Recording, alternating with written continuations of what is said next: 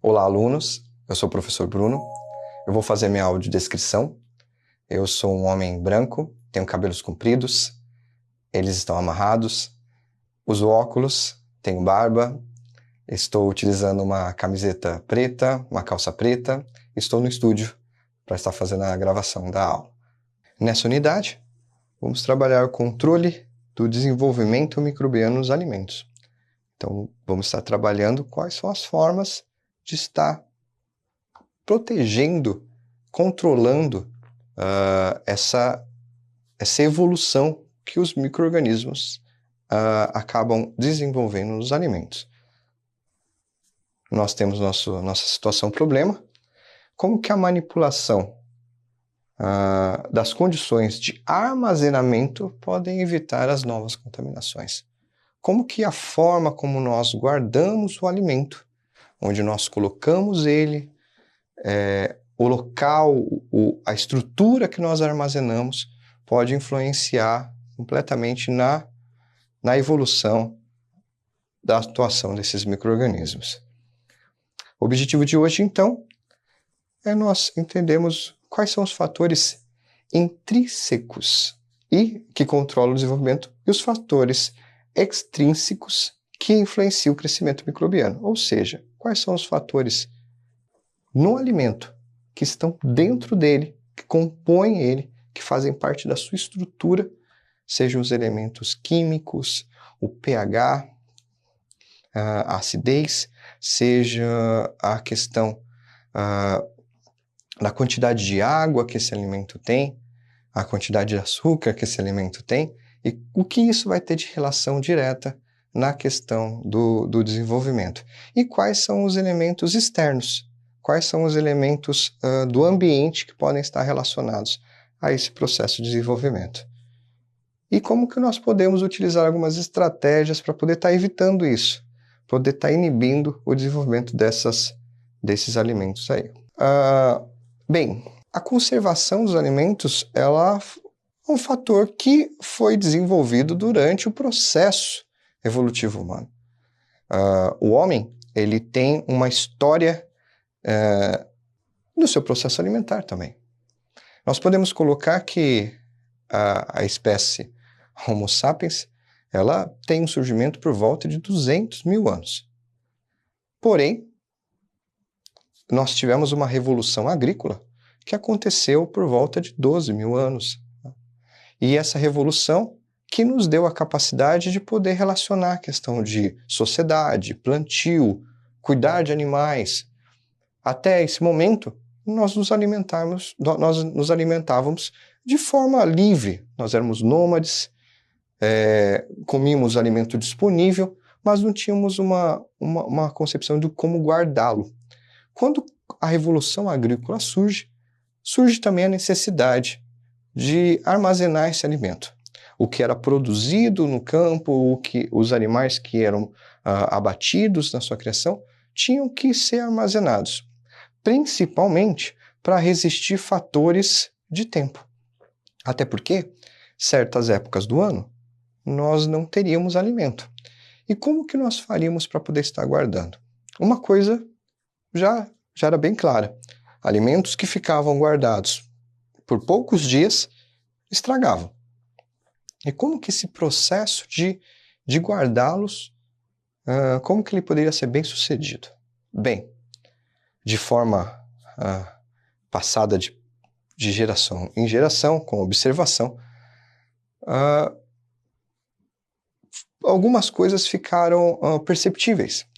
A primeira delas é que, quanto mais água aquele elemento tivesse disponível, mais rápido ele sofria o processo de decomposição. Então a água estava muito relacionada ao processo como um micro-organismo iria desenvolver suas habilidades, sua capacidade de decomposição ali, de destruição da estrutura química daquele alimento. Então retirar o líquido dos alimentos era uma estratégia, uma das estratégias mais utilizadas. Então deixava o alimento secar para que o líquido fosse drenado.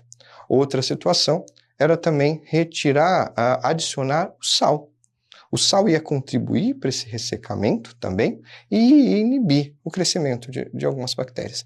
Então, a gente acaba tendo a carne de sol, a carne seca, que é um alimento com bastante sal e com poucos níveis de água. Um índice de água bem pouco, dando uma capacidade menos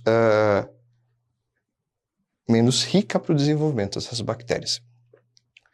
Uma outra estratégia, que também muito utilizada, era o desenvolvimento de estruturas pelo aquecimento, o armazenamento de frutas, por exemplo, em forma de geleia, adicionando açúcar.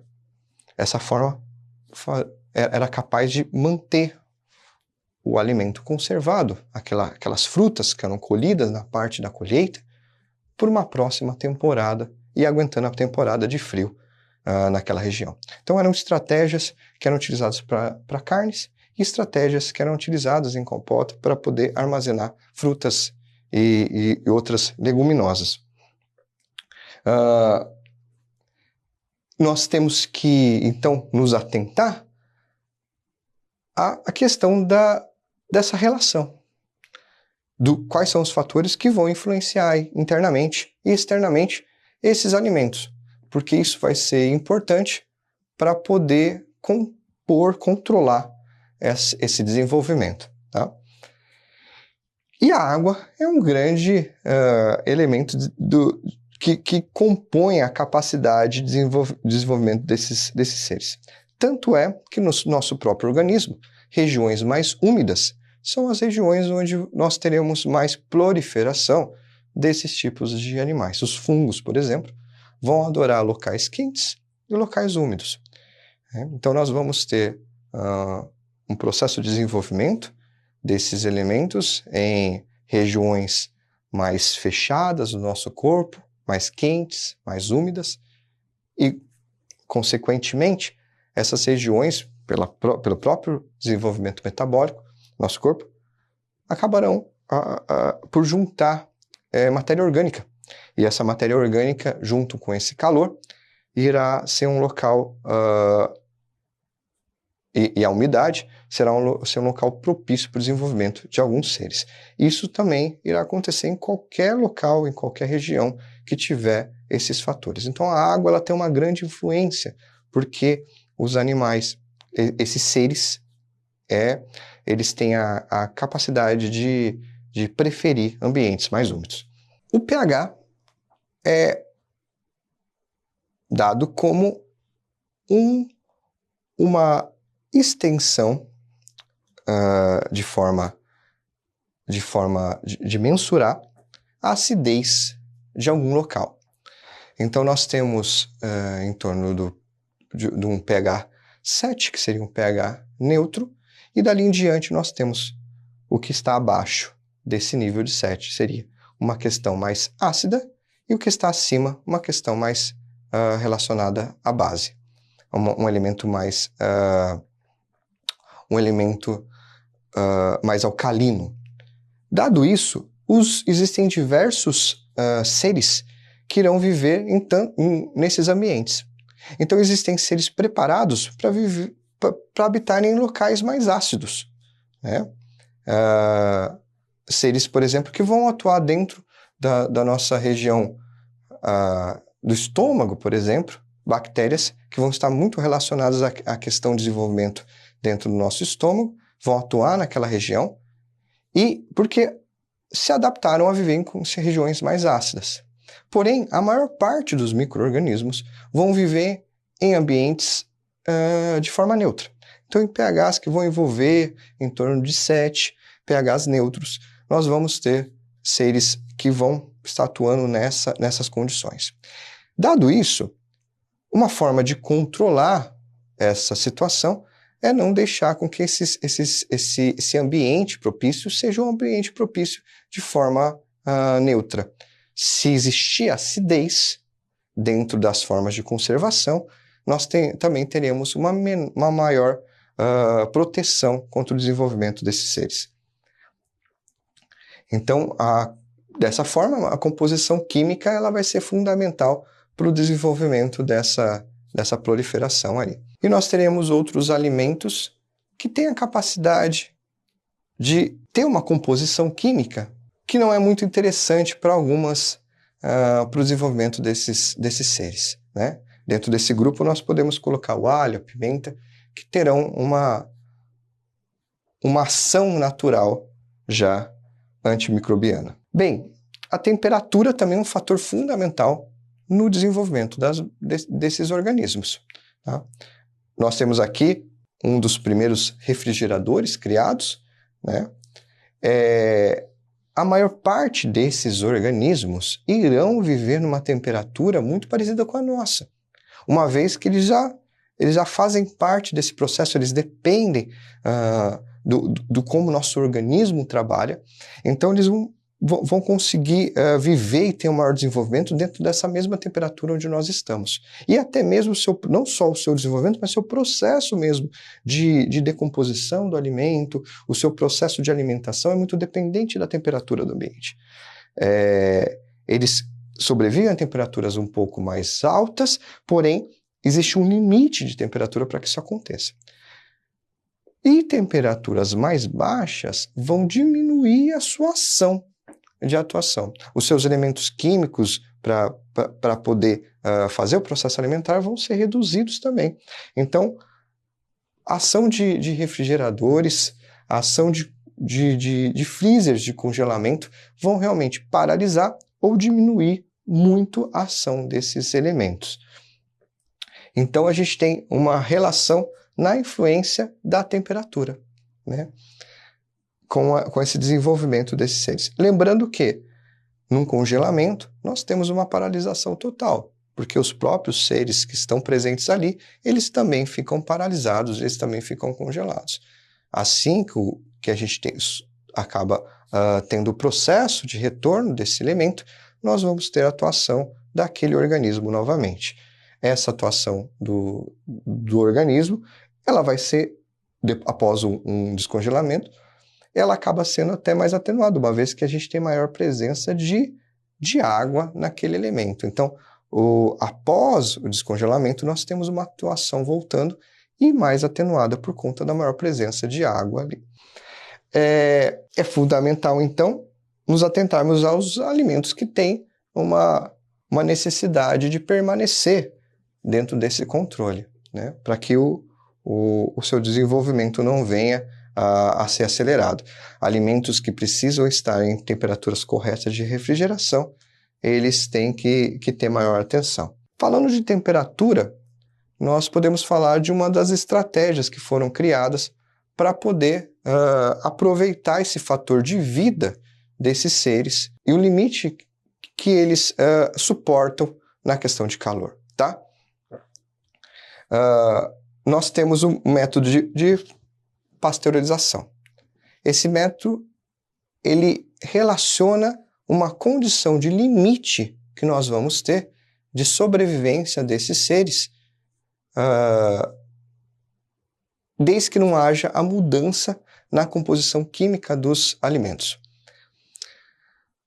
Nós descobrimos durante o nosso processo evolutivo que, quando um alimento é colocado em altas temperaturas, passando de 100 graus, nós conseguimos a eliminação, a morte das estruturas de todos desses seres. Essa destruição também altera a composição química dos alimentos e automaticamente altera o sabor de muitos alimentos.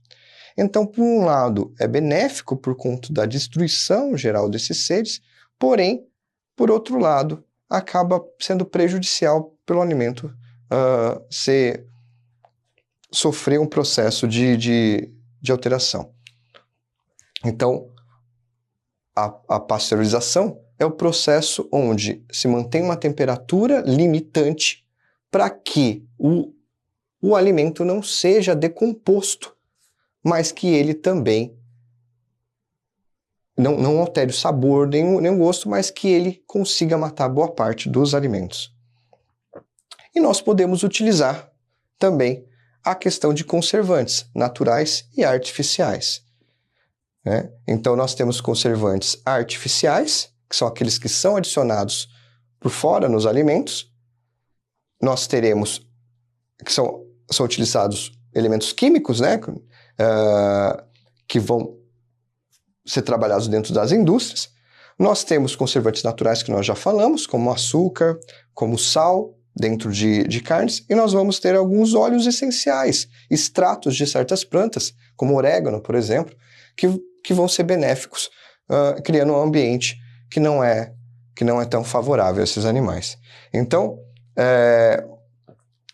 nós concluímos que o estudo de certos fatores de influência desses alimentos são fundamentais para que a gente possa estar fazendo um processo de conservação benéfico. Obrigado, até a próxima aula.